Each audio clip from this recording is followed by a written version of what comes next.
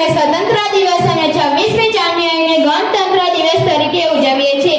આ બે ખાસ દિવસોમાં તિરંગાનું ખાસ મહત્વ હોય છે. તિરંગાને લઈને અમે ભારતીય પ્રેમ જાગે છે, પણ રાષ્ટ્રધ્વજથી સંકળાયેલી એવી વાત જે દરેક દેશભક્તને જાણવું જરૂરી છે. ભારતના રાષ્ટ્રધ્વજને 22 જુલાઈ 1947 ચૂંટ્યું હતું, જે હિન્દુસ્તાનનો અધિકારિક ધ્વજ બની ગયો. આ ધ્વજને ડિઝાઇન કરનાર એક ખેડૂત અને સ્વતંત્રતા સેનાની પિંગલીએ વેચ્યા છે.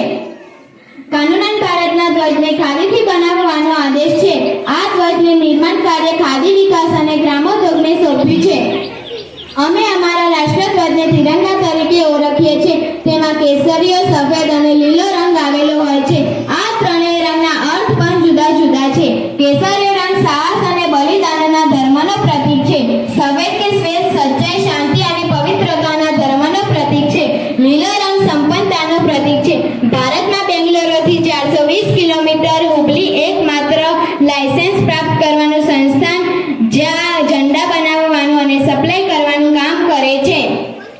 ભારતના રાષ્ટ્રધ્વજને ઝંડા કોડ મુજબ અનુપાતમાં 3 હોવું જોઈએ, જેમાં લંબાઈ અને પહોળાઈ 2 ગણી હોય છે.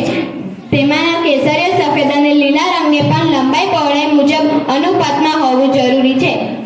અશોક ચક્રમાં 24 લીટીનો હોવી જોઈએ. અશોક ચક્રનો રંગ હંમેશા બ્લુ હોય છે. આખા ભારત વર્ષમાં 21 બાય 14 ફીટના ઝંડા માત્ર 3 સ્તરે લહેરાવવામાં આવે છે. કર્ણાટકના નાલગુંડા